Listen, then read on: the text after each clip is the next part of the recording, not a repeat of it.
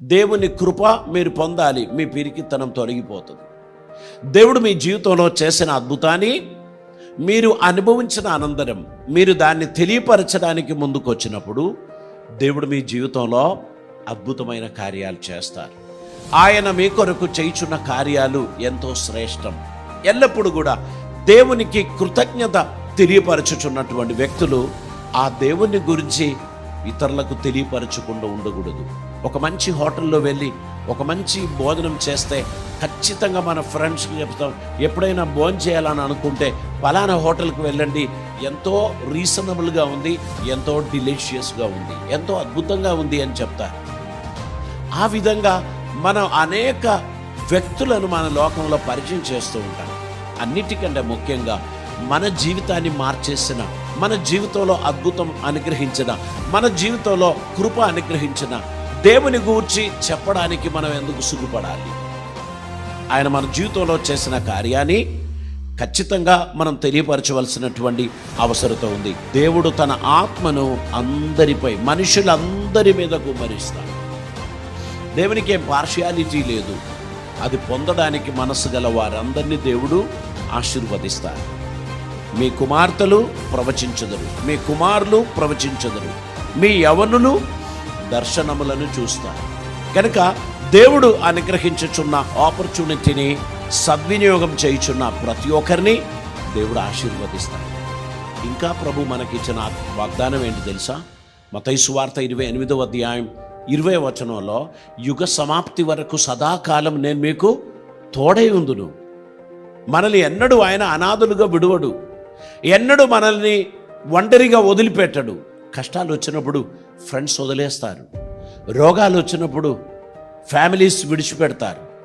నీవు ఏదైనా సమస్యలు గుండా ఉంటే అప్పుడు చెప్తారు, నువ్వు ఇక్కడికి రాకు, నువ్వు వస్తే నీ ప్రాబ్లం మాకు కూడా వస్తాయి, నిన్ను చూడడం మాకు ఇష్టం లేదు అని ప్రజలు అంటారు.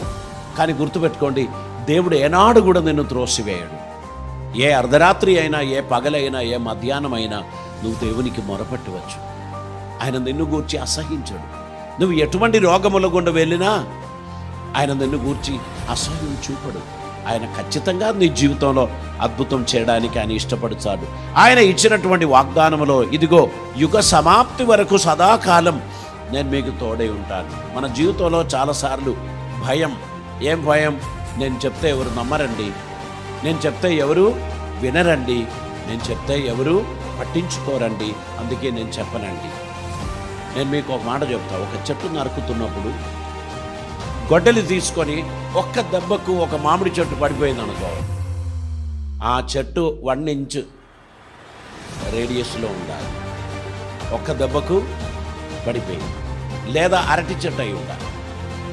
ఒక్క దెబ్బకు కట్ అయింది అని అంటే అది అలాగ ఉండాలి. ఒక మంచి మామిడి చెట్టు, దాని ఒక్క దెబ్బకు ఎవరు పడేయరు.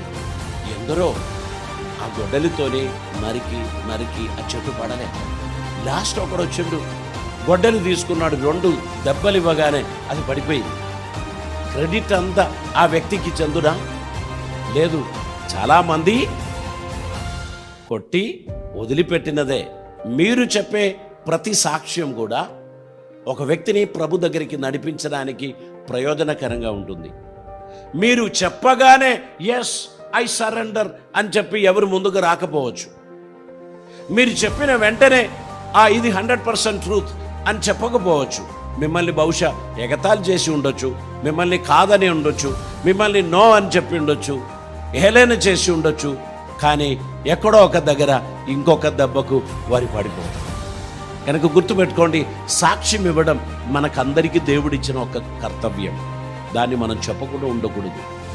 అది మందిరం లోపలనే మాత్రమే కాదు, మనం వర్క్ చేస్తున్నటువంటి ప్లేస్లో, మనం నివసించుచున్న ఇంటిలో, మనం ప్రయాణం చేస్తున్న వాహనంలో దేవుని కృపలను వర్ణించడానికి, తెలియపరచడానికి మనకందరికీ దేవుడు ఈ ఆపర్చునిటీ ఇస్తున్నారు అనేటువంటి దాన్ని మనం అర్థం చేసుకొని ఈ జీవితాన్ని విలువైనదిగా మనం భావించాల్సినటువంటి అవసరం ఉంది.